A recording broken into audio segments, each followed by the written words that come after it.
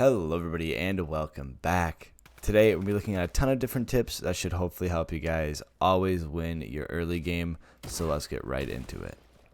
Opting to land on a floor spawn instead of a chest is pretty important because you know for a fact you're landing on a gun and you're going to have something to fight with. For example, if you land on top of a roof and try to pickaxe into a chest, there's a chance the chest might not spawn, or what the chest gives you is not going to be good.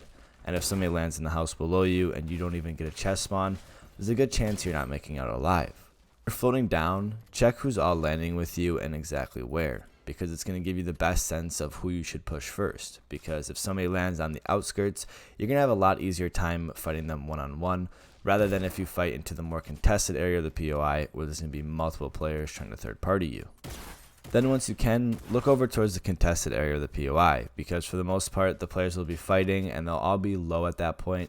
And since there's not many mats or extra shield in early game, it's pretty easy to pick them off with a shot or two, and then that way you end up getting the elim.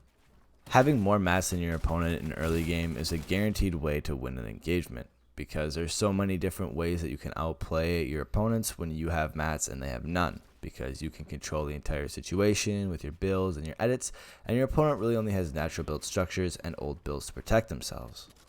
And I always hear a lot of people complain about the fact that they don't have enough mats early game, but it's simply just because they're not farming enough. When you're looting your first house, you should be smacking as many one-hit objects as possible to make sure you get enough mats.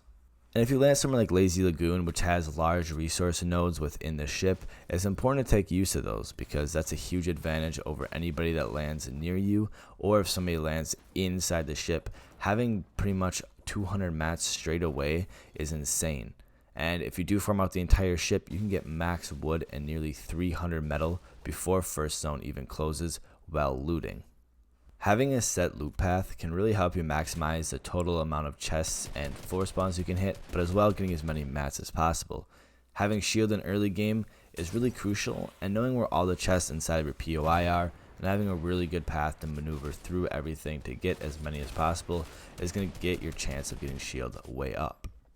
Now, sometimes things don't always go our way and we might end up running out of mats or ammo at some point, but realizing that that has happened is important because it's going to allow you to change your playstyle.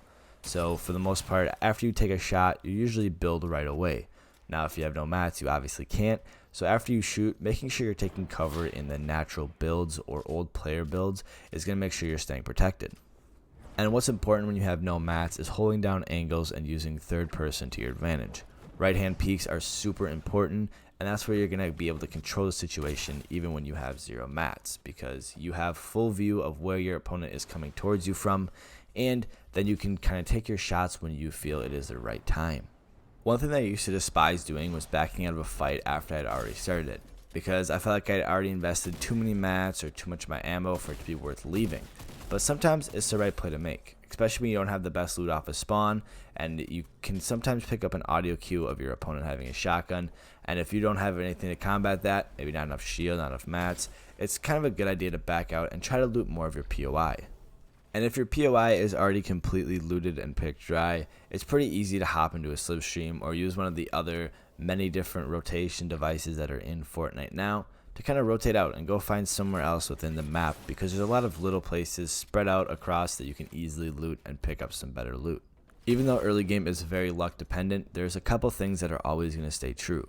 The fact that the mats will always be there and they're not going to change in the amount that you'll get. The amount of floor and chest spawns, even though they might not always spawn every time, but finding a place that has plenty of them is a great idea, because for sure you're going to have at least a couple here and there spawn, so you're always going to be able to get a gun. Alright, that is going to wrap up the video there, guys. I hope you did enjoy. If you did, make sure to leave a like and subscribe down below, as it really does help out the channel a lot. Other than that, thank you guys all for watching, and I'll see you all in the next one.